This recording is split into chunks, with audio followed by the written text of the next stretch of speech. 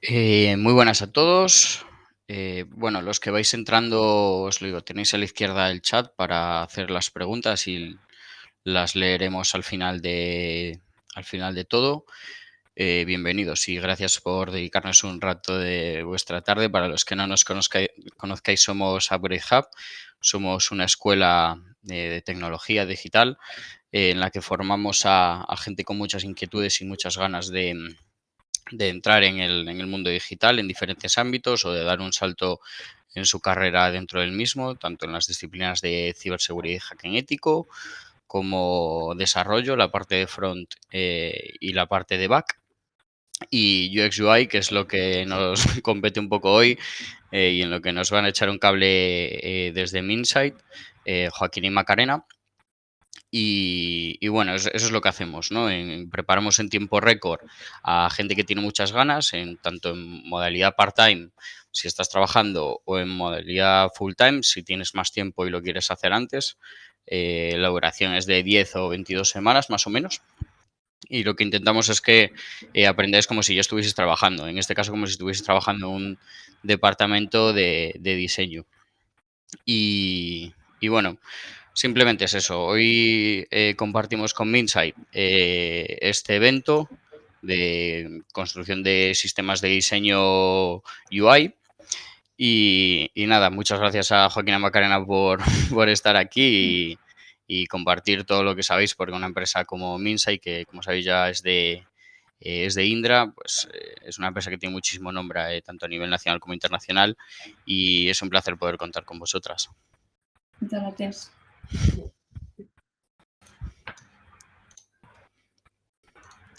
Si queréis ir explicando un poco de qué va a tratar o si queréis que os dé paso ya, por mí genial. Vale, pues empezamos. Venga, perfecto. Muy bien, y 59 además. Vale, pues nada, nos presentamos, que bueno, ya nos ha presentado un poco Alejandro, pero bueno, somos Maca y Joaquina, que bueno, trabajamos en la unidad de diseño de producto de Minsight. Y bueno, para poner un poco en contexto, como estaba contando Alejandro, trabajamos en una empresa muy, muy grande.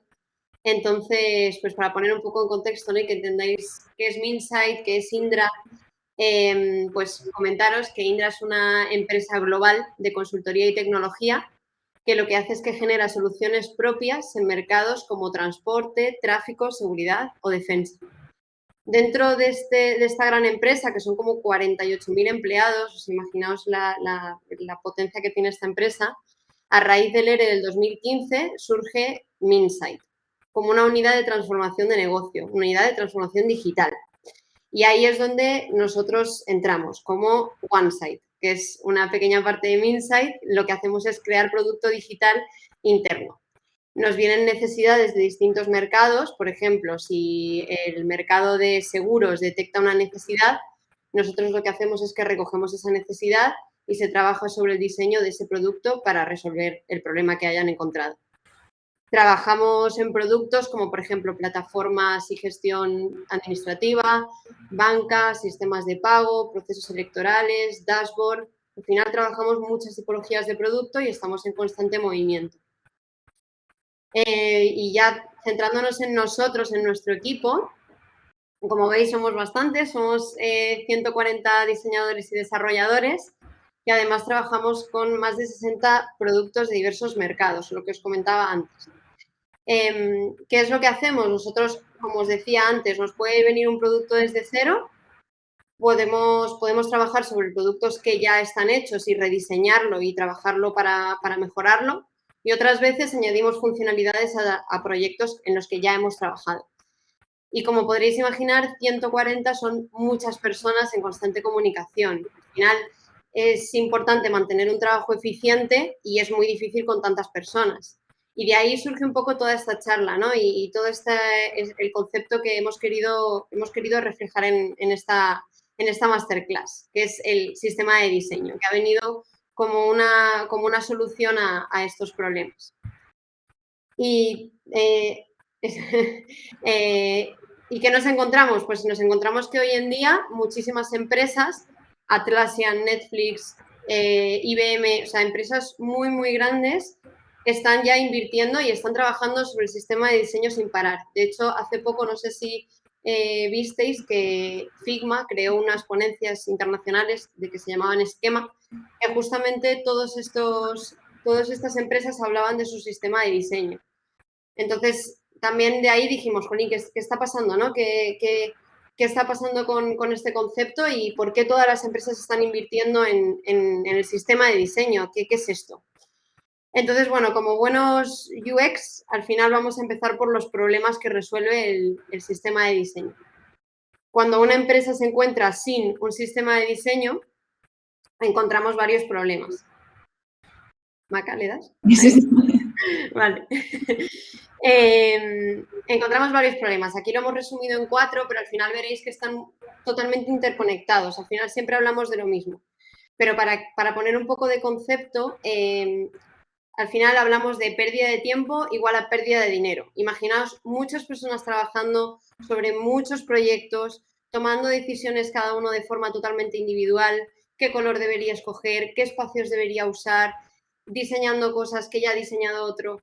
Al final no hay una metodología común, ¿no? Cada persona toma una decisión de forma individual sobre componentes, cómo organizarse, herramientas, y esto al final genera el siguiente problema, por eso os he dicho que está muy relacionado, que es inconsistencia. Al final no recordamos o no sabemos qué valores se han implementado en otros productos y preferimos diseñarlo de nuevo, ¿no? Y resolvemos los mismos problemas con distintas soluciones una y otra vez. Y eso está también vinculado al siguiente punto, múltiples componentes para un mismo problema. Al final, con el tiempo, ¿cuántos tonos parecidos de azul puedes llegar a tener en tus diseños, ¿no? O cuántos tipos de modales, cuántos tipos de diálogos. Al final, los diseños se vuelven inconsistentes y muy difíciles de escalar. Y por último, y muy relacionado de nuevo con todo lo anterior, problemas de comunicación y muchas dudas. Al final, los equipos, y más un equipo como el nuestro, por ejemplo, estamos en constante comunicación con el equipo de desarrollo y con los clientes. Entonces, el hecho de tener un sistema común de comunicación es fundamental para trabajar de forma eficiente, ¿no? Y más ahora con el teletrabajo, pues imaginaos, los equipos crecen cada vez más y si no tenemos una metodología que nos una, es imposible el estar formando equipos que se van incorporando y encima en teletrabajo, ¿no? Vamos a ver un ejemplo de una empresa que va a poner un poquito más en contexto todo esto. Slack, que imagino que lo conoceréis todos, que además es una herramienta que se utiliza muchísimo. En 2016 ya tenía 2 años y lo utilizaban millones de personas. Entonces, imaginaos cómo había crecido ese producto. Pero, ¿qué pasaba? Que encontraban inconsistencias, peculiaridades y discrepancias dentro del propio diseño. ¿Cómo es un botón de Slack? ¿Cómo se ha construido? ¿Qué texto se ha utilizado? Al final se dieron cuenta de que esas preguntas cada uno las contestaba de una forma, de tal forma que vieron que era importante establecer unos patrones comunes y unos criterios desde donde partir todos, ¿no? Lo más curioso, ¿no?, que cuenta el diseñador principal de Slack, que es Zack Sultan, en un artículo que, bueno, luego os pasamos, que habla sobre cómo crearon el Slack Kit, es que se sentaron, ¿no?, para hablar de todo esto y no tenían clara la respuesta a qué color debo utilizar. Es así como detectaron, como tenían 136 colores, que pudieron resumir en 16.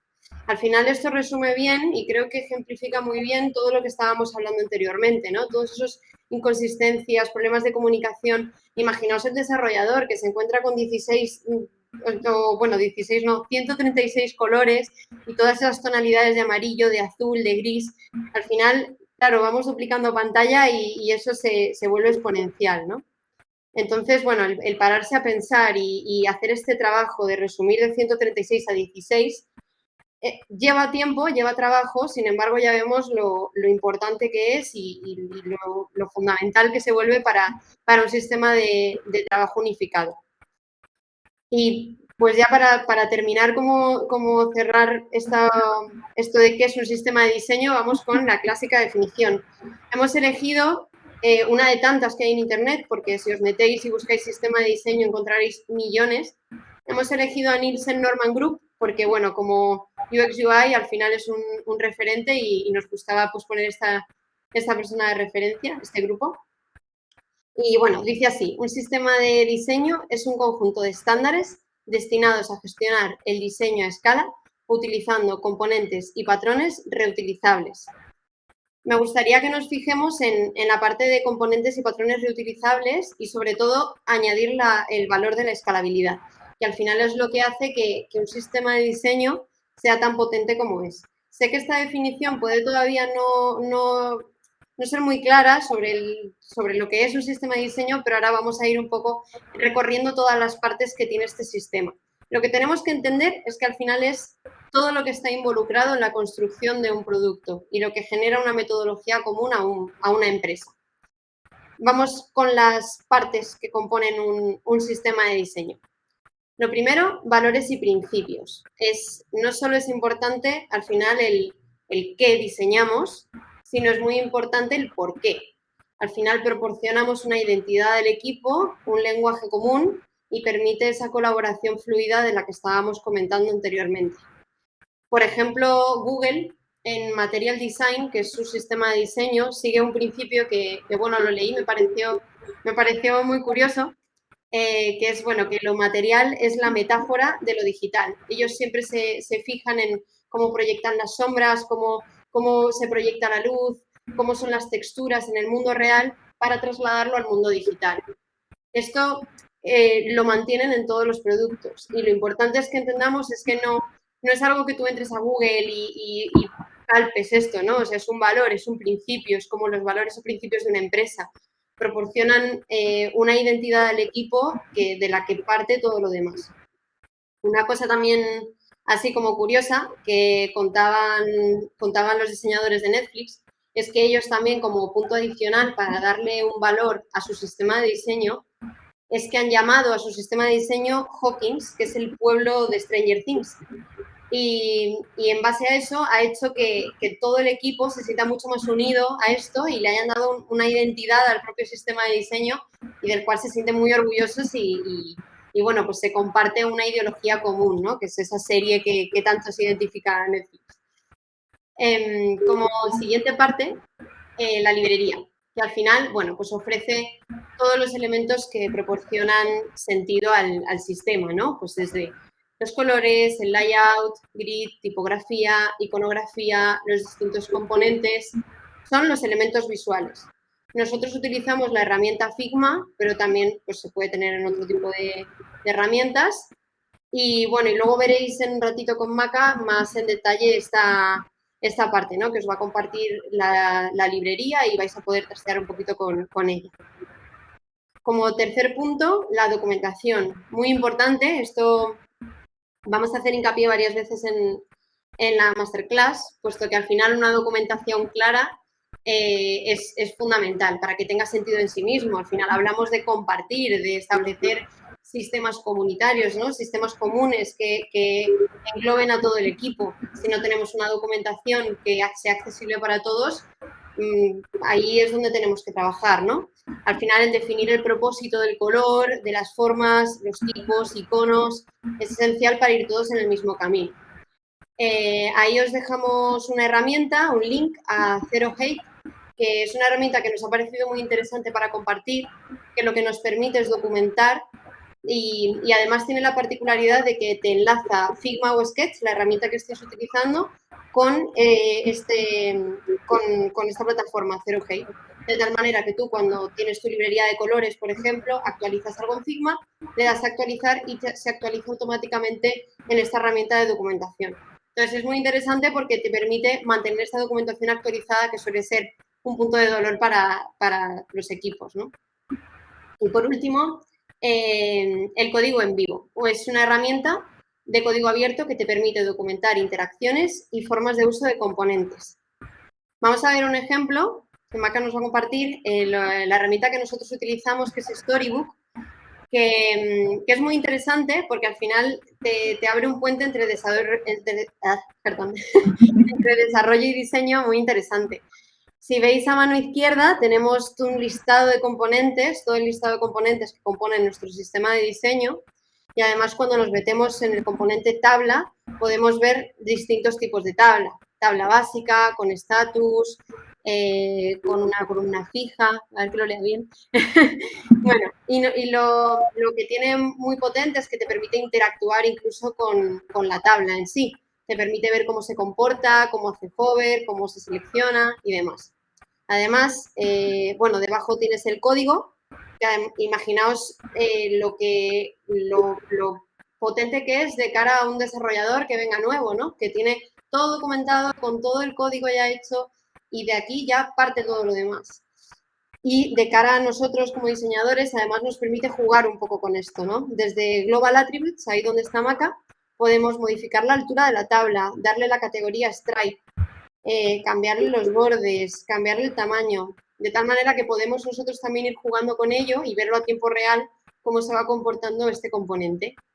Arriba además nos informa de la versión para ver que está actualizada y de cuándo fue la última vez que fue actualizada. Y una cosa también muy interesante es que nos permite cambiar de light a dark y nos permite ver cómo se comporta esta tabla y cómo son las interacciones. Por último, la parte de notas, que lo que hace es que documenta los tipos de tabla y todos los tipos de, bueno, y toda la parte de código que lo que hace es que facilita muchísimo el trabajo y la comunicación. Y volviendo a nuestra presentación, ya como para terminar esta primera parte, ¿no? Que os suelto todo este rollo, tenemos que entender al final el sistema de diseño como pequeñas piezas de Lego, que se van juntando y van formando distintas cosas. Esas piezas pueden ser desde la herramienta que utilizamos, los valores, los principios, las librerías, y todo eso lo que va haciendo es formando distintos productos que serían las distintas piezas de Lego. O sea, al final, todo esto nos podemos encontrar dos contextos posibles.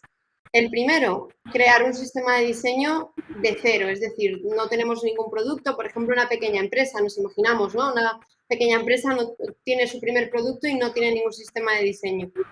Bueno, lo ideal sería estudiar las necesidades, empezar con los componentes más básicos, un MVP, y de ahí ir iterando y que vaya creciendo tanto el sistema de diseño como el producto. Ir iterando y ir generando sistemas de trabajo. El segundo caso de uso sería crear un sistema para productos que ya existen, como veíamos en el caso de Slack. Primero se realizaría una auditoría que nos permita recopilar toda la información, cuántos colores están utilizando, cuántas tipografías, porque también las tipografías se nos puede ir la olla y poner distintos tamaños, ¿no? Una vez tengamos identificado todo esto, ¿qué es lo que hacemos? Pues vemos qué tenemos, lo agrupamos y lo simplificamos, como hizo Slack con sus 16 colores. Todo esto, repetimos, lo documentamos para que el siguiente sepa entender qué hemos hecho.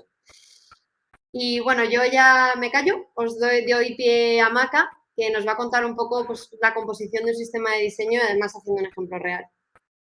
Bueno, hola a todos, ¿qué tal? Me gustaría empezar presentándoos a Brad Frost, que para quien no le conozca es un diseñador, es consultor, es músico y también es escritor y es padre del Atomic Design, concepto que profundiza en el libro con el mismo nombre, por si a alguien le pica la curiosidad sobre este tema. Brad lo que pretendía era crear un sistema modular orientado al diseño de producto digital. Él, bueno, ya sabía que había sistemas modulares que estaban orientados a arquitectura, a diseño industrial, y él quería hacer algo más específico para, digamos, su ambiente, ¿no? Entonces, él empezó a recordar un poco esas clases en secundaria sobre química y de cómo al final la materia estaba compuesta por átomos como forma más indivisible, y estos átomos se empiezan a agrupar en una serie de moléculas que a su vez se agrupan cada vez en organismos más complejos, ¿no? Él destaca, digamos, 5 niveles a la hora de su sistema modular para los sistemas de diseño. Esto ha ido evolucionando, ¿no? Para otros sistemas, por ejemplo, Atlassian como el nuestro, nos hemos quedado en 3 niveles, que serían los foundations, los components y los patterns, que ahora los vamos a ver más en detenimiento qué sería cada uno. En primer lugar, como el nivel más básico, ¿vale? Tendríamos los foundations que se gestionan mediante tokens, que esto lo vamos a ver más adelante. Debemos de asegurarnos de que sean accesibles, ¿vale? Al final esto es la base de nuestro sistema. si nos aseguramos, nos tomamos el cuidado y el tiempo para tener cuidado con estos aspectos de accesibilidad, esto va a facilitar a que el resto del sistema pues, funcione mucho mejor. También tenemos que tener en cuenta unas pautas de nomenclatura. Al final, no tenemos que perder en cuenta que estamos ante un sistema de diseño. Al final, esto es una forma de trabajo común para todos, tiene que quedar todo documentado, tenemos que trabajar bajo unas mismas reglas, unas mismas normas y tenemos que al final intentar que esto se cumpla en cada aspecto, ya sea, pues esto, en el nivel más básico de todos. Vamos a empezar viendo el color. En nuestro sistema de diseño, al final lo que hemos generado es una paleta en la que tendríamos, en primer lugar, se escoge, digamos, en los colores primarios. Los colores primarios al final son los que van a definir tu marca. Y esto es muy importante porque al final un color es más allá que tu marca. Al final lo que ofrece también es un feedback al usuario. Y en el caso de los colores primarios, cuando los utilizamos en diferentes elementos en nuestro sistema de diseño, por ejemplo, puede ser un link o puede ser un background de un botón, lo que le estamos queriendo decir también al usuario es que ese elemento va a ser interactivo. Entonces, hay que tener también cuidados con tema de accesibilidad y, bueno, tener un poco también de sentido común a la hora de escoger nuestros colores primarios. Estos mismos elementos también van a tener, a su vez, asociadas una serie de interacciones, por lo cual esto también tendremos que definir estos colores. También una gama neutral, en el que sería normalmente suele ser una escala de grises, debido a que los usos suelen ser más para fondos o para bordes. También tendríamos dentro de nuestra paleta unos colores de estado. Esto está muy vinculado con el tema de la psicología del color, ya que el usuario normalmente cuando recibe un mensaje que es en tonos rojos o en tonos verdes, en tonos amarillos, naranjas, lo que su cerebro de forma subconsciente va a pensar es que esto va a ser un error o algo negativo, que aquí va a estar lo positivo y que esto a lo mejor va a ser una advertencia. Entonces, esto también pues, hay que tenerlo en cuenta. Y otro tema que también trabajamos en nuestra paleta es el tema de la visualización de datos. Por un lado tenemos una paleta de categorías que sería pues, más para categorías de forma más genérica y por otro lado unos tonos también semánticos por esto mismo, ¿no? Pues cuando se visualizan en estas gráficas colores que queremos que representen este tipo de estados, pues también se le pone. No sé si, bueno, os dais cuenta que tenemos dos paletas diferenciadas, una de light y otra de dark. Hay que tener aquí mucho ojo con el tema de la accesibilidad. No es lo mismo estar diseñando para unos fondos claros que para unos fondos oscuros. Y es por ello por lo que hay en varios casos en los que hay que hacer ajustes de tono, de brillo, de saturaciones respecto a algunos colores para que pasen temas de accesibilidad. Esto al final de la charla os vamos a facilitar unos recursos en los que os van a facilitar a generar vuestras propias paletas y a tener en cuenta temas de accesibilidad, por ejemplo. Esto de status, ¿vale? En la parte de error, digamos que tenemos una gama que va de más clara a más oscura, porque no es lo mismo a lo mejor en un componente de notificación que tengan que convivir un texto, un fondo, un borde, iconos. Entonces, claro, todo tiene que tener el suficiente contraste entre sí y es por ello por lo que se definen diferentes tonos. Una vez ya tenemos nuestra paleta de color escogida, hay que hacer el segundo paso, que sería dar a estos colores un uso específico. Tenemos que pararnos a pensar en qué usos necesitamos en nuestro sistema y qué colores queremos asignar a esos usos. Los usos más significativos suelen ser pues, fondos, los que podemos tener pues, un fondo primario, fondo secundario, fondo terciario. Al final aquí se basa también en que tengamos donde poder movernos, que podamos hacer diferentes niveles también a la hora de ver la jerarquía visual de los componentes. Podemos tener pues para temas de texto, temas de borde, tema de icono. Por ejemplo, no es lo mismo un icono activo que un icono interactivo, que un icono en disable, que no se pueda interactuar con él. Y lo mismo con todo lo demás. Las gráficas, pues hay que tener en cuenta, por ejemplo, el eje de una gráfica, el label, la etiqueta de esa etiqueta del label. Luego, por ejemplo, los ejes del eje X, eje Y, las líneas divisorias. Al final, estos son todo decisiones que tenemos que tener en cuenta en el diseño. Por ejemplo, el color de azul interactivo, como vemos, aparece en varios usos. Aparece en un fondo, aparece en un texto, aparece en un borde, aparece en un icono. Y esto, cuando generamos nuestra paleta de color y la generamos en Figma, tenemos que ser muy específicos con la nomenclatura para que a la hora de pasarlo, la librería, al archivo de Figma, podamos dar los usos como necesitan, ¿no? Como debe de ser. Un momentito, que se me ha movido esto. Aquí tendríamos, desde este icono, ¿vale? Activaríamos las librerías que tenemos. En nuestro caso tenemos activada nuestra librería del sistema en modo light y por otro lado los iconos porque los tenemos diferenciados, ¿vale?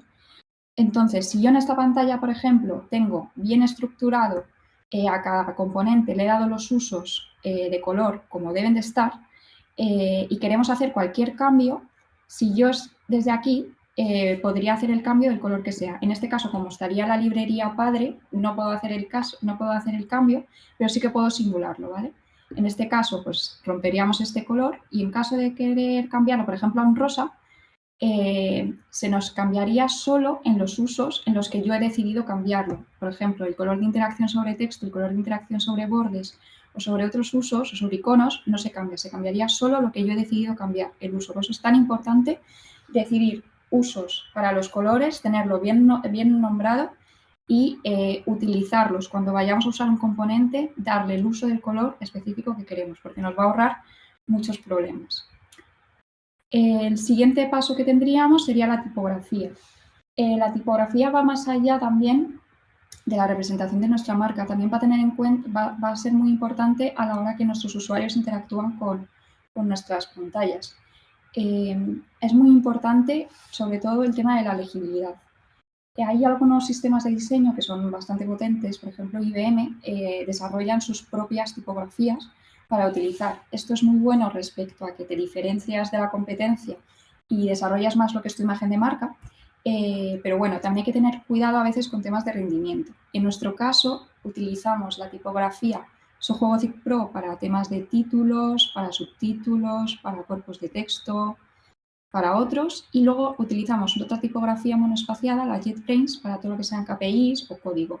Esto es un uso bastante extendido en la mayoría de sistemas, el tener una tipografía común para textos en general y otra monoespaciada para tema de código.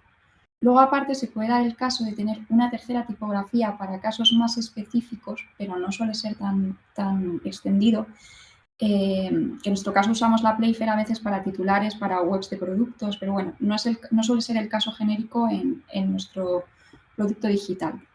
Una cosa muy importante, al igual que hemos detectado los usos en los colores y lo hemos organizado todo bien, en el tema de la tipografía no es una excepción.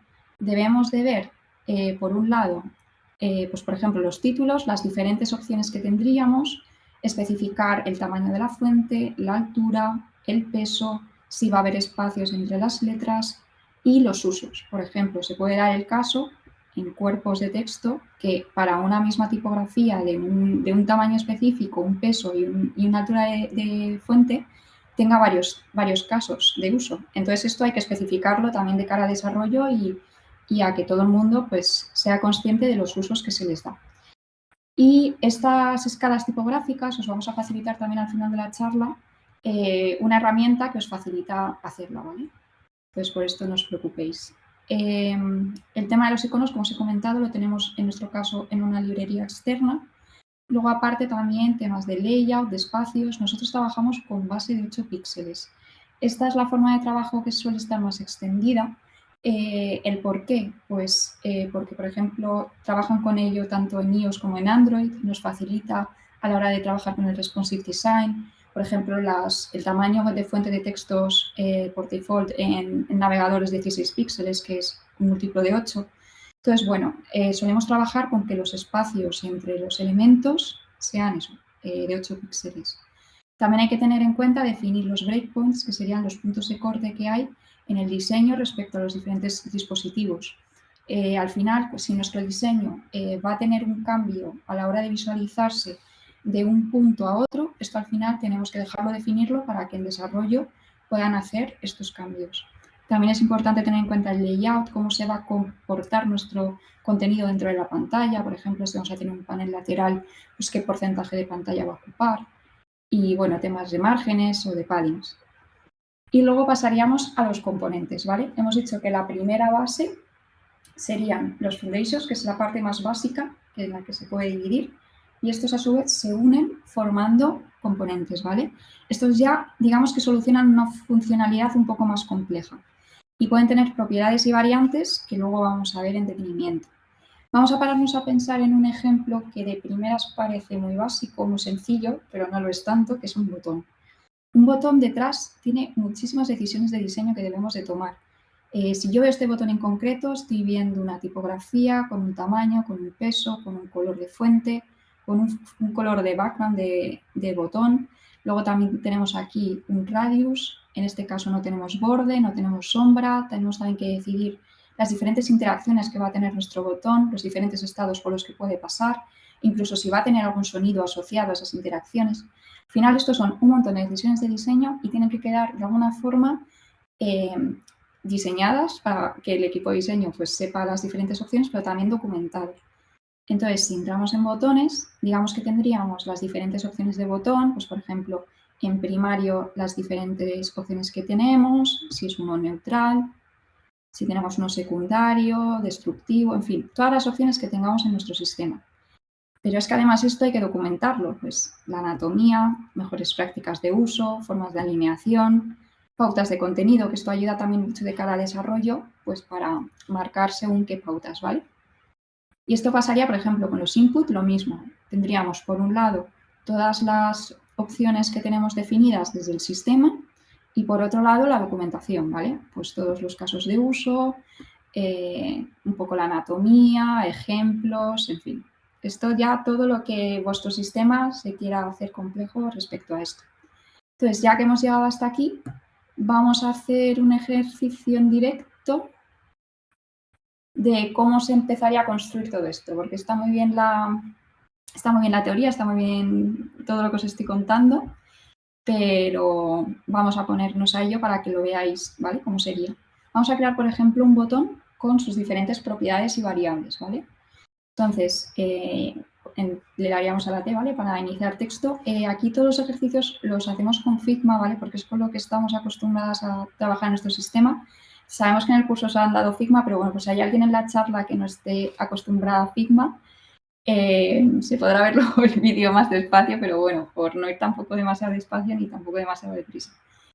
Bueno, con la T activaríamos el cursor de texto. Vamos a escribir activo, ¿vale? Porque va a ser para un botón activo en este caso. Como hemos dicho antes, desde Assets, en las librerías tenemos activada nuestra librería del sistema. En esta librería del sistema ya tenemos aplicados nuestros estilos de texto, nuestros estilos de color. Desde aquí tenemos activados nuestros iconos, por lo cual ya podríamos desde aquí seleccionar pues, el estilo que le queremos dar, ¿vale? En este caso le vamos a dar a este 400 de texto de cuerpo, que es el que usaríamos para lo que son los botones, ¿vale? Ahora que tenemos seleccionado, si le damos a Shift-A y lo creamos un frame, le podemos dar ya una serie de información sobre el auto-layout. El auto-layout lo que va a hacer es que en este frame, si yo empiezo a incluir información en su interior, como puede ser más textos o más iconos, es el cómo quiero que se organice la información, ¿vale? Cómo quiero que crezca, en vertical o en horizontal. Lo voy a mantener en horizontal. Y esto sería el espacio que quiero que haya entre los elementos. Entonces, como estamos trabajando con base 8, le voy a dar a 8 píxeles. Y desde aquí podría tocar el padding, ¿vale? Que sería el espacio alrededor. En este caso no quiero que sea a todos por igual, por lo cual le daría aquí y lo configuraría de forma más específica. Quiero que el contenido esté centrado y vamos a darle, por ejemplo, 8 píxeles arriba y abajo y 16 píxeles a la izquierda y a la derecha. Vale, aquí ya tendría mi contenedor hecho. Entonces, vamos a darle el relleno. Vamos a ir a nuestros estilos, que como hemos dicho, lo tenemos por usos, y vamos a ir al de interacción, ¿vale? Y al texto, igual, tenemos que darle un uso de color para el texto, no para el fondo, por lo cual bajaríamos, nos iríamos a texto y le daríamos al uso de botón. A nuestro frame le vamos a dar 2 de radius y aquí ya tendríamos nuestro primer botón de activo, ¿vale? Vamos a duplicar esto y vamos a dar más opciones, ¿vale? Vamos a pensar en interacciones que pueda tener. Por ejemplo, si estamos haciendo hover sobre él, le vamos a cambiar el color de fondo a hover, al uso que tenemos especificado. Vamos a hacer otra opción, por ejemplo, de press, y le vamos a dar el color que tenemos. Y vamos a hacer otro ejemplo, por ejemplo, de disable, ¿vale? En el caso del disable, el color de fondo que tenemos sería un gris muy clarito. Aquí tened en cuenta el tema de la accesibilidad, aquí no habría suficiente. Entonces, en el texto lo cambiaríamos por el terciario, ¿vale? Entonces, muy bien, yo ahora aquí tengo 4 botones hechos, pero no hay ninguna conexión entre ellos ni nada, ¿no? Entonces, ¿qué haría? Seleccionaría todos y desde los componentes los crearía como un set de componentes. Ahora ya todos digamos que son hermanos. A este set de componentes le vamos a llamar button y le vamos a dar propiedades, ¿vale? Aquí, como podéis ver, ya hay una propiedad creada por defecto, pero no tiene nombre. Entonces, a esta le vamos a llamar status y dentro de cada botón le vamos a decir el que es. En este caso, este sería el de activo, este sería el de hover, este sería de press, este de disable. Pero decimos, quiero más opciones, quiero tener aquí más chicha y más ejemplos de botones, ¿vale? Entonces vamos a crear más propiedades a las que podamos dar más variantes. Por ejemplo, otra propiedad más puede ser si tiene un icono a la izquierda. Otra propiedad puede ser un icono a la derecha. Y otra propiedad puede ser, por ejemplo, el tamaño, ¿vale? Entonces, como ya tengo estas propiedades, vamos a empezar diciendo a estos botones qué variantes cumplen respecto a estas propiedades. En la primera propiedad de status ya le hemos dado a cada uno la suya y serían diferentes. Icono a la izquierda no tiene ninguno, icono a la derecha tampoco tiene ninguno y el tamaño son todos del mismo tamaño. Entonces vamos a decir que, por ejemplo, son regular. Entonces, ahora que ya tenemos estos terminados, ¿vale? Tenemos todas sus propiedades y todas sus variantes completadas, vamos a hacer ejemplos del resto de variantes. Vamos a duplicar estos botones y vamos a hacer ahí con el primero, que era icono a la izquierda. Para esto me voy a mis assets. Si yo escribo ico, al final lo que va a aparecer es que me van a seleccionar todos los iconos de mi librería. Voy a ir a una en concreto. Por ejemplo, un más, ¿vale? Lo cojo y lo arrastro dentro. Como tenemos hecho aquí el auto-layout de antes, estamos diciendo que todo el contenido que hay adentro va a ir hacia la derecha y se va a separar por 8 píxeles, pues ya lo tendríamos hecho.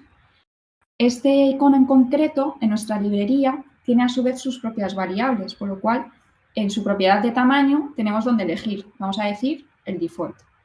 Y aquí le vamos a decir que esté en blanco, ¿vale? Igual que el texto. Y esto mismo lo duplicamos y nos lo pasamos al resto igual, ¿vale? Entonces, aquí ojo, ¿vale? Porque este tendría que ser la opción de disable. Ahora mismo, estos botones tendrían un botón a la derecha, por lo cual en icono a la derecha, en icono a la derecha, aquí le diríamos que sí. Y nos los duplicamos y movemos el icono a la izquierda. No sé si voy muy rápido, pero bueno, esto como luego lo vais a tener subido, si queréis más despacito lo podéis volver a ver. Entonces seleccionamos estos botones y a estos decimos que icono a la izquierda sí, icono a la derecha no. ¿Vale? Pues ya tendríamos estos botones.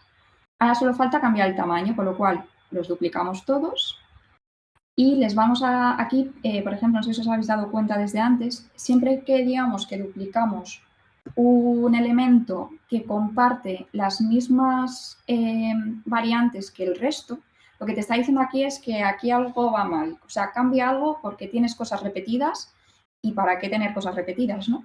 Entonces, lo que nos está diciendo básicamente es que modifiquemos algo para que no nos aparezca este mensaje. A este vamos a decirle que sea pequeño. Entonces, donde hemos cambiado el padding, vamos a decir, por ejemplo, que la altura en vez de 8 sea de 4 en cada lado y aquí de 16 a 8. Y vamos a decir que el tamaño sería de eso. Entonces, ahora, en cuanto le dé al Enter, este mensaje desaparece. ¿Por qué? Porque ya son todos diferentes. Entonces, aquí ya tenemos todos nuestros componentes, o sea, todos nuestros botones terminados.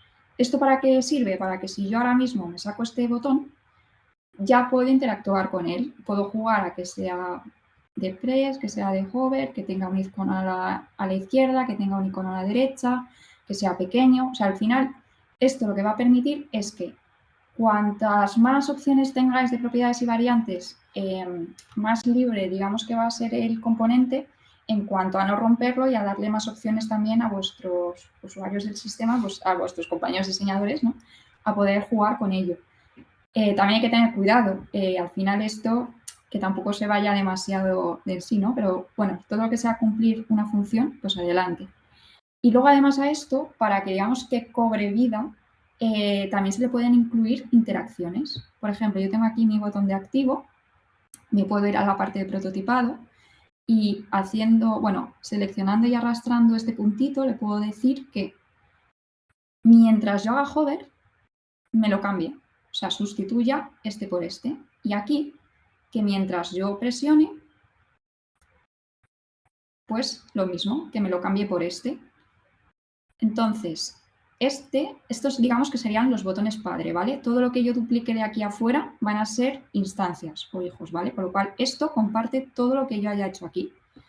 Entonces, si yo por ejemplo, me lo traigo aquí, vamos a hacer un poquito de trampa escalándolo para verlo un poco más grande, y me voy aquí a mi prototipo. Si hemos hecho todo bien, cuando yo haga hover, esto va a cambiar, y cuando yo haga cuando presione, cambia también, ¿vale? Entonces, esto es una forma también de dar un poco de vida a los componentes. Esto se puede, al final, hacer lo complejo que queráis. Por ejemplo, aquí os tengo otro ejemplo hecho, ¿vale? Tenemos aquí un calendario en el que tenemos las celdas interactivas que podemos ir haciendo hover. Podemos seleccionar una celda, dos, quitar. O sea, al final es dar un poco de vida. Tenemos aquí el botón también que acabamos de hacer. ¿Y esto cómo lo hemos hecho? Pues al final igual. En vez de hacerlo con los botones, lo hemos hecho con las celdas y solamente con dos propiedades, ¿vale? Si yo aquí selecciono cualquiera y me voy al diseño, lo que voy a ver es que hay un estado, que es el estado que yo le he querido dar, y luego simplemente selecciono si es el día de hoy o no es el día de hoy, porque en función de si es el día de hoy, también van a cambiar el cómo se ve, ¿vale? Porque, por ejemplo, el numerito pasaría a tener un poquito más de peso. Entonces, esto al final, eso, se puede hacer lo complejo que vosotros queráis hacer, ¿vale? Si continuamos con la presentación, ¿vale? Digamos que el primer paso eran las foundations, luego teníamos los components y luego llegamos a los patterns, que digamos que serían los que resuelven unas necesidades más complejas y al final son entidades en sí mismas. O sea, podemos tener aquí, por ejemplo, en los diálogos, igual tenemos los tipos de diálogos que tenemos definidos por nuestro sistema. Y aquí, por ejemplo, viendo estos dos, ¿vale?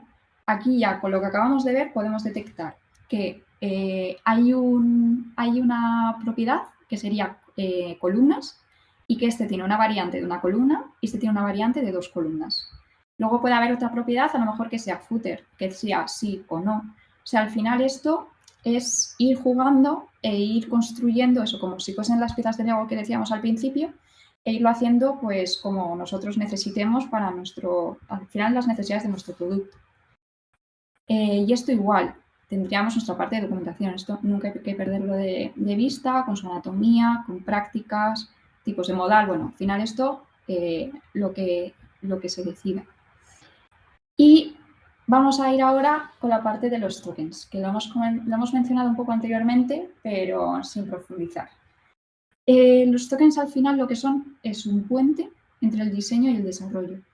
Y lo que son variables que almacenan datos, ¿vale? Vamos a quedarnos con que son variables que almacenan datos, que estos datos al final son decisiones de diseño, como lo que hemos dicho de las foundations de los colores, de los usos del color, las tipografías, pueden ser sombras, pueden ser lo que nosotros queramos darle, ¿vale? Y aquí ayudan pues a escalar y propagar cambios de forma automática, ¿vale? Entonces, los tokens tienen una nomenclatura específica. Vamos a ver cómo lo escribimos nosotros en nuestro caso. Cuando nosotros escribimos un token, lo que primero hacemos es declarar la variable con el símbolo del dólar, separamos las palabras con guiones y las escribimos todo en minúsculas. Entonces, cuando vamos a definir un token, tenemos que definir, en primer lugar, antes de tomar las decisiones, es ver qué casos tenemos, ¿vale? Podemos primero seleccionar la categoría, ¿vale? Pues quiero hacer un token de color. Pues dentro de un token de color, ¿qué contextos puedo tener? Digo, vale, pues quiero hacerlo de background y además el interactive, ¿no?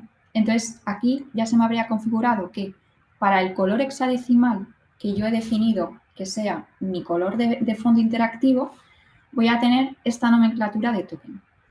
Entonces, ¿esto cómo funciona? Pues vamos a ver un pequeño GIF, ¿vale? Yo cuando hago cambios en mi sistema de diseño, Esto pasa a través del API de Figma a un conversor a través de una librería que expande los cambios a todo nuestro portfolio de productos. Esto hace que, por ejemplo, los cambios de Light Mode, del Dark Mode, sean de forma automática, no se tarda ni un minuto. Y vamos a ver un pequeño vídeo en directo con nuestros compañeros de desarrollo de cómo se hace, ¿vale? Para que lo veáis más de forma tangible. Vamos a verlo por aquí mejor. Aquí vamos a ver que tenemos nuestro Figma, tenemos nuestros usos y a cada uso, pues digamos que el token, aquí yo decido que mi fondo interactivo cambia de color, entonces mediante el API le estamos diciendo que a este token, en vez de ser X color, va a ser otro, entonces lo activan y de forma automática en mis productos que estén esos tokens se va a hacer ese cambio de color. Entonces aquí se hace la magia y aparece. Entonces esto lo que nos permite es que se hagan cambios de forma masiva, que no haya que ir proyecto por proyecto cambiando el código, haciendo comprobaciones. Esto es todo como si fuese magia, por así decirlo, para nosotros. Es mucho más rápido, nos permite tenerlo además de una forma mucho más a escala, ¿no? Porque al final, si en nuestro sistema de diseño itera, que es lo normal, que a lo mejor con los años se decide cambiar X cosas, pues no hay que volver a repetir todo el código. Se hace simplemente la variable que almacena ese dato, se cambia ese dato y se propagaría de forma automática. Y con esto os vuelvo a dar paso a Joaquina. Si seguís vivos. Sí, bueno, nos estamos pasando un poquito de tiempo, pero es ya simplemente unas conclusiones finales y para cerrar la masterclass y para recapitular un poco, ¿no? Que al final hemos dado mucho dato, hemos dicho muchas cosas y, bueno, pues para cerrar, ¿no? Al final hemos visto qué es un sistema de diseño, qué partes tiene, cómo se construye, y nos gustaría cerrarlo también relacionándolo con los problemas que veíamos ahí al principio, ¿no? Esos problemas de comunicación, esos problemas de inconsistencia. Pues el primer beneficio, la primera conclusión que podemos obtener es, como comentaba Maca, que al final obtenemos un sistema común. Y ya no solo nos da un color del que partir, ¿no? Nos da un sistema de trabajo, nos da una metodología común y una claridad en todo el equipo que es bestial, ¿no? Y además una agilidad en todo el proceso que permite ser mucho más consistentes en los equipos. Eliminas la ambigüedad y, bueno, pues lo que decíamos, toda la comunicación entre el equipo siempre es mucho más fluida. Como segundo objetivo, consistencia y eficiencia, ¿no? Esto también lo hemos mencionado varias veces, pero queríamos hacer hincapié en que al final estamos hablando de componentes pretesteados, decisiones ya tomadas de componentes, digamos, de la base de los componentes, de tal manera que todo lo que parta de ahí ya va a ser trabajo en base a buenas prácticas, ¿no? Y nos podemos centrar en resolver problemas mucho más interesantes y mucho más complejos que a lo mejor los espacios de un botón, ¿no? Que a lo mejor es algo mucho más metódico y que ya nos viene dado por este sistema de diseño. Y además, como comentaba Maca, evitará desarrollar y diseñar cuestiones que no aportan valor al producto y bueno, y que al final crear inconsistencias dentro del mismo. Como tercer beneficio, solo hay 4, reducción de tiempo y dinero, también en relación a lo que veíamos al principio y muy importante a la hora también de, bueno, si estás en una empresa en la que tienes que vender un poco el hacer este sistema de diseño, el crearlo, el dedicar este tiempo, hay que saber venderlo, ¿no? Que eso, bueno, podría ser toda otra masterclass, pero realmente lo que nos tenemos que quedar es que al final se ahorra muchísimo tiempo, ¿no? Al final se ahorran muchos costes, la formación, imaginaos lo ágil que es para una persona que viene de nuevas, la escalabilidad de los productos, son unas bases preestablecidas. Entonces, al final son decisiones que ya están tomadas y nos permite ya escalar y trabajar sobre algo muy sólido. Y para el cliente, además, obtenemos muchas mejores estimaciones, porque al final sabemos mucho mejor cómo trabajamos y los procesos. Y por último, la documentación, que de nuevo hemos hecho bastante hincapié en esto, y como hablábamos de ese porqué, ¿no? El dejar todo documentado nos permite colaborar y compartir todos estos conocimientos eliminando la ambigüedad y que las personas vayamos todos con una marca alineada, ¿no? Con un camino común. Al final también es muy importante saber que no es que tú creas el sistema de diseño y ya está, y te olvidas. Al final esto va iterando, va mejorando, hay que ir trabajando sobre él y por eso lo bueno que tiene, que decía Mac, al final cambias algo porque al final las cosas cambian, la tecnología mejora, cambias una cosa y se puede aplicar a todos los productos anteriores y a todo lo que tengas diseñado. Entonces, al final eso es un ahorro de tiempo bestial y te permite tener todos los productos siempre actualizados. Y bueno, por último, os dejamos, esto os lo vamos a compartir, que es un listado de recursos que, bueno, pues desde lo que hablaba Maca, ¿no? Para generar paletas de color, para hacer todo este tipo de auditorías que hablábamos al principio, el Zero Hate, que era para documentar, y bueno, pues una serie también de sistemas de diseño que están abiertos al público y nos permite ver todos estos componentes, todos estos detalles que hemos estado comentando, los podéis ver en empresas pues muy potentes que todos están invirtiendo ya en este del sistema de diseño, ¿no? Y para terminar, vamos a mostrar un vídeo promocional de nuestro sistema de diseño, de nuestra última versión. Y nada, pues que espero que lo disfrutéis.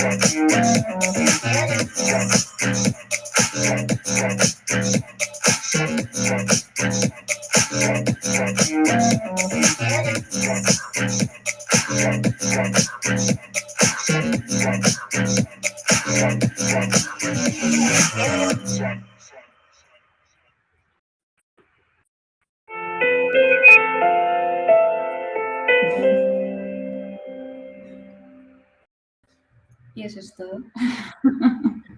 Esperemos que os haya gustado.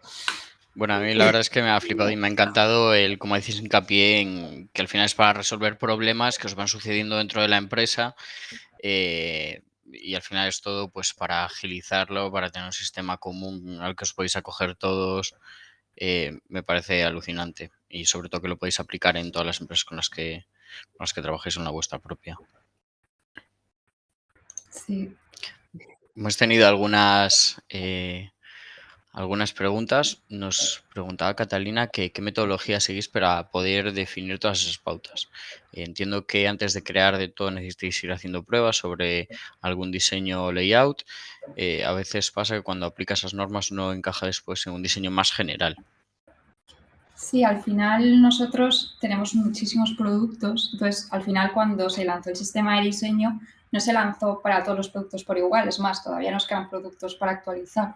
Esto al final cuando se empieza con según qué proyectos, se van haciendo pruebas y al final todo el sistema es iterativo. Te vas encontrando con nuevas necesidades, con nuevas formas de ver que te hace replantear a lo mejor cosas antiguas que habías dado por hecho. Entonces, al final, esto es un proceso bastante largo. Nuestro sistema no es de los más antiguos. Nuestro sistema lleva unos 3 años y medio o así. Y está en la tercera versión, con lo cual es eso, que al final es ir probando, ir probando a prueba y error y ir mejorándolo poco a poco. Tal cual, al final es como un producto en sí. Es viendo necesidades, vas iterando y...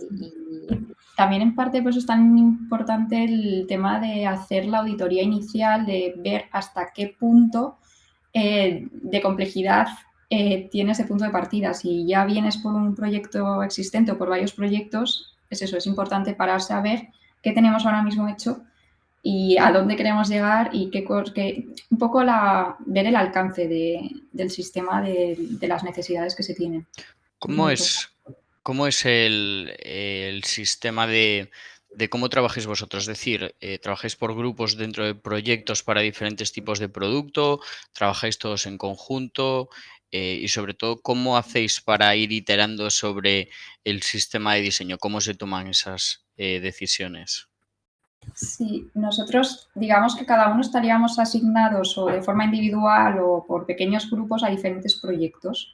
Y luego aparte habría un equipo que se encarga del sistema de diseño. Entonces al final cuando vamos teniendo necesidades que son específicas de nuestro proyecto, las asumimos de forma individual y ya cuando vemos que son unas necesidades que pueden ser más en común a varios proyectos y que ya son cosas más importantes, pues ya se plantean al equipo del sistema y ya se van desarrollando y se aplican para todos por igual, porque al final también al trabajar en tantos mercados y tantas tipologías de proyectos diferentes, hay cosas que al final son muy específicas y que los desarrollos no son que no se pueden aprovechar tanto, por así decirlo, pero en general es eso, es un poco participar entre todos y que el equipo del sistema lo desarrolle para el bien común, por así decirlo.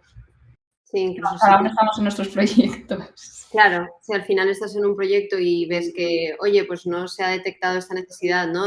Por ejemplo, los botones que veíamos antes, ostras, pues no está hecho el hover, por poner un ejemplo muy tonto, ¿no? Pero ahí se habla con todo este equipo de diseño y se dice, oye, esto hemos detectado esto que seguramente haya pasado a más productos. O si tú mismo lo has visto que en varios productos te vas encontrando con una necesidad repetidas veces, pues al final es iterar y es crecer y eso va cambiando. Sí, al final ahora mismo también tenemos una gestión de tickets en la que pues todas las necesidades que vamos detectando las vamos poniendo y poco a poco también en función del tiempo que vamos teniendo pues se va mejorando y esto es un proceso que al final no tiene fin, un poco por así decirlo. Os pregunta Gustavo que entiende que este tipo de sistema se puede aplicar a cualquier empresa o cliente y si es fácil trasladar los cambios de imagen a la imagen del cliente, vaya. Vale, nosotros digamos que tendríamos nuestro sistema de diseño con nuestra imagen, porque trabajamos para proyectos para dentro de OneSite, pero gracias a los tokens que los hemos incorporado hace poco, esto lo que nos facilita es precisamente si vamos a trabajar para un proyecto, imaginémonos de Vodafone, que tiene su rojo de marca, pues mediante el token directamente cambiamos el color de interacción o los que sean necesarios y se harían los cambios de forma automática. ¿Y el principio de la pregunta qué era? Te decía que si entiende que este sistema se puede aplicar a cualquier tipo de empresa o cualquier tipo de cliente. Sí, al final esto es una metodología de trabajo, o sea, no son solo los conceptos visuales, sino que al final es un sistema de trabajo colaborativo entre diseño, entre desarrollo, entre todas las áreas que lo componen y es al final también cambiar un poco la forma de pensar respecto al cómo trabajamos, a cómo documentamos, a cómo... Al final esto es un esfuerzo, o sea, no hay que mentir a nadie, esto es un gran esfuerzo pero tiene sus recompensas. Al final hay que ver hasta qué punto pues, te compensa, pero yo creo que es bastante positivo. No sé si Joaquín así. Sí, bueno, y que eso lo comentábamos también al principio de la sesión, ¿no? Que al final es verdad que te puedes encontrar dos escenarios posibles, el crear un sistema de diseño de una empresa que trabaja para un cliente o una startup, una pequeña empresa, y una gran empresa que ya tiene muchos productos y que al final viene de detectar problemas de consistencia y cómo solucionarlos. Y al final lo que dice Maca es el generar un sistema común y es verdad que dependiendo del escenario que te encuentres, al final tu modus operandi va a ser distinto. Desde una pequeña empresa o si vas a un cliente muy concreto, pues igual hay que ir creciendo con el producto, ¿no? El sistema se va encontrando necesidades, al final vas encontrando necesidades y vas iterando sobre el mismo, pero empezar por lo básico, que es los botones, la tipografía y todos los foundation, por ejemplo, eso al final te llevará tiempo al principio, pero ya todos los diseños que hagas y todo lo que hagas a raíz de ahí, ya todo es escalable y todo se va a hacer mucho mejor, ¿no? Y lo que veíamos, oye, pues que al final es que el botón no me gusta así, quiero cambiarlo tal, pues ya lo cambias en el componente padre, digamos, y se te cambia en todo. Entonces, imaginaos el ahorro de tiempo. Al final esto se traduce en ahorro de dinero, como veíamos en las diapositivas. Sí. Esto funciona si todo el equipo está comprometido y todos están organizados y todos trabajan en función a lo que se ha estipulado, por así decirlo. Os pregunta Eva, ¿cómo hace el equipo de Design System para unificar componentes similares en diferentes proyectos? Por ejemplo, un Expandable Car. Bueno, pues se definiría lo que sería el cambio del componente, se pasaría a la librería del sistema de diseño y serían los diseñadores que estén, digamos, asignados a ese proyecto los que harían el cambio. Al final, si no logra ser lo específico de ese proyecto en concreto, pues sería el diseñador de ese proyecto el que tendría que hacerle el cambio específico. No sé si me he explicado. Pero vamos, que hay en el sistema de diseño lo volcarían a la librería general y luego es cosa de cada diseñador, asignado a cada proyecto, el hacer que funcione, vamos, dentro. Por si tiene otras especificaciones un poco más diferentes, si hay que hacer alguna variable diferente. A mí me gustaría preguntaros un poco más a título personal, que no sé si vosotras habéis hecho una carrera, un bootcamp o algo similar. ¿Qué le diríais a una persona que va a entrar en una empresa como la vuestra? Es decir, una empresa departamentada, una empresa grande, bueno, todo lo que habéis hablado. ¿Qué consejos le daríais o qué le diríais? Pues yo diría que muy poco miedo a no saber, porque me pasó también, ¿no? Que entras en una empresa que te da la sensación de que todo el mundo habla en otro idioma y no entiendes nada, no sabes por dónde empezar. Y bueno, pues el perder el miedo a preguntar, ¿no? Al no saber y que todo se puede aprender. Yo creo que eso es lo más importante, el tener la humildad suficiente para saber que no lo sabes todo y ir aprendiendo también sobre la marcha. Sí, también, por ejemplo, yo en mi caso sí que venía a estudiar diseño y bellas artes y también hice un bootcamp de UX y Joaquina es psicóloga, ahí donde la veis, y también hice un bootcamp de UX y yo creo que al final cuando nos incorporamos al equipo, yo no sé Joaquina, pero yo mi primera semana mi pensamiento era, me van a echar. Plan, nunca te sientes preparado para entrar a una empresa y más aún si va a ser tu primera experiencia laboral, pues entras un poco muy asustado. Pero al final pasa, pues eso, están los compañeros, bueno, es que en nuestro caso los compañeros lo han sido todo, porque el equipo que tenemos, vamos, yo no sé cómo será en otras empresas, pero en la nuestra, vamos, todo lo que son facilidades y ayudarnos entre nosotros y todo, vamos, súper bien. Entonces, perder el miedo, porque, bueno, el miedo siempre va a estar ahí, pero, yo qué sé, dejarse ayudar por el equipo, que siempre va a estar ahí. Y documentarse. Sí, sí, sí. Bueno, pues no sé si alguien tiene más preguntas. Yo la verdad es que quería daros las gracias porque a mí personalmente me ha flipado, me ha gustado muchísimo y sobre todo me ha parecido muy útil. Y no sé los recursos, si los habéis subido, los podéis, no sé si abajo os aparece. El enlace, lo tengo por aquí. Vale, si no, no sé si os aparece ahí abajo lo de compartir material por si queréis compartirla. Bueno, pero podéis pasar el enlace en el chat directamente. Parece, ¿no? Uy, tantas cosas. Porque creo que le vais a hacer el trabajo a más de uno, por lo menos se lo vais a facilitar.